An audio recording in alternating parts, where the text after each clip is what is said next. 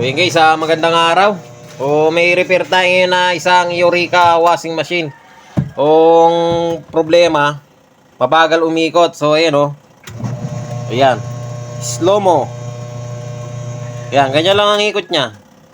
Kung sabi ng may-ari dito, nagpalit na daw siya ng belt. Yung belt na pinalit niya bago na. So ganun pa rin. Sa unang salang, malakas. Sabi niya ano daw, nung pinalitan niya ng belt, tuwan-tuwa siya kasi lumakas nga naman. Kaya lang nung nagpangalawang salang siya, bumalik uli sa dati yung sira. Ayan, ganyan siya, mabagal. Ayun testingin natin. Ayan, slow mo. Pag marami ng damit to, isa pa lang yan pag dalawa tatlong damit yan, mabagal ng halos di na iikot yan. Pagka ganyan ang problema niyan, maaaring may problema sa gear case, may tagas. Babaklasin natin, tingnan natin. Ayan may tumutulo sabihin bumasa dyan, may tagas nga. Delikado rin yung motor niya pagka ganyan, maaaring masira. Babaklasin natin, palitan natin ang gear case. So yun guys, binaklas natin tong takip. Mapapansin ninyo, ayan may bumabasa yung pangilalim niya. Tornilyo, makikita nyo yung tornilyo nung basa nakalawang na. So may tubig na. So ayan, tanggalin natin yung gear case niyan. May tagas nga, papalitan natin. So yung belt niya, ayan, bago ayan. Sa mga nagtatanong ng mga belt ng ganito, ayan 31 A31 pang Eureka. So ayan, may mga nagtatanong sa atin ng belt nito So ayan, babaklasin natin yung gear case. Baklasin ko na siguro, di ko na maipakita sa inyo pagbaklas. 4 na tornilyo lang naman to. Tapos dito sa gear case nya, 4 na tornilyo din na malalaki. Para mabilis tayo, di humaba yung video natin So ayan guys, papalitan na natin siya, nakalag na natin. So kakalagin lang natin itong pulley. Ililipat natin dito sa ikakabit natin. Kakabit natin yung bago. So tatanggalin lang natin yung pulley Isin natin yung camera.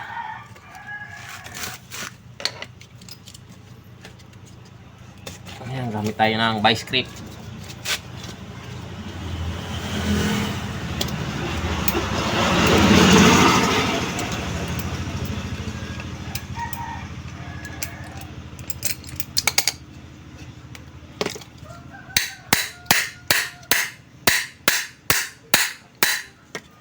Tigas kinalawang na, ayaw na. Tanggalin lang natin kuha tayong martilyo, pupukin natin. Ngayon guys, natanggal na natin itong pulya. Ikakabit na natin.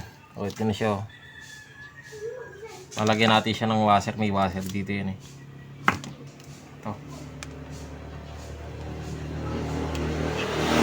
Tama ba?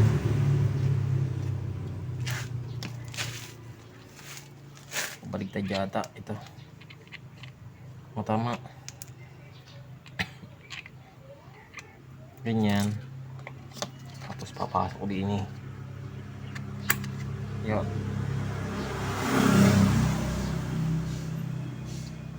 Tapos washer uli. Nut. Ito rin gagamitin natin na nut.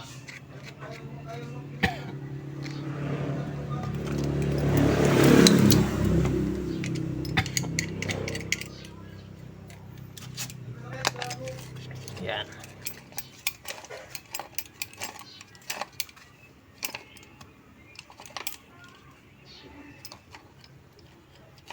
Mas maganda mahigpit. Yun. Okay na to, di na makakawala ito. Okay naman ikot Kabit na natin. Linisin lang natin to. Importante na malinis yung kakabitan mo dito kasi yung dito tatagas siya pag madumi. Makakakuha ng tagas yung dumi. Yun na rin kinabit natin makapal naman. Itong goma niya, kapal naman Hindi naman siguro tatagas siya makapal.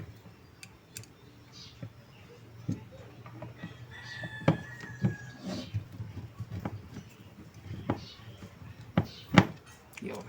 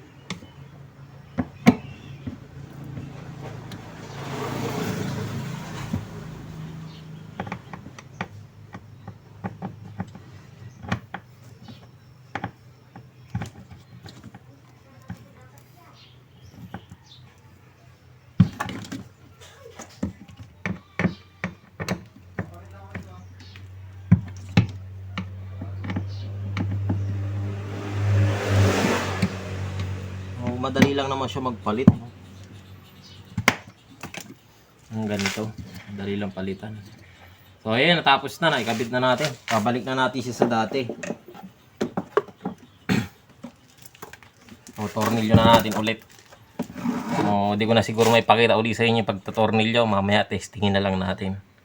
Okay guys, nalagyan na natin siya ng tubig. O, testingin na natin siya. Yun, malakas na. So, naikabit na natin. Testingin natin lagyan ng damit. Ayun, nabasahan. Oh, malakas na. Hindi na kagaya nung dati na mabagal. So, yun oh. Okay na. Yun oh. Muhunin na yung tubig. So, tignan natin dito sa ilalim. Kung may tagas pa ba siya o may tulo pa. Yan. Oh, mukhang tuyong-tuyo yung tornilyo, oh. Wala nang tulo. Oh, di ba? Okay na 'to. Yan. Okay na. Tuwan-tuwa na yung may-ari nito niyan. At malakas na, bumalik uli sa dati yung washing niya.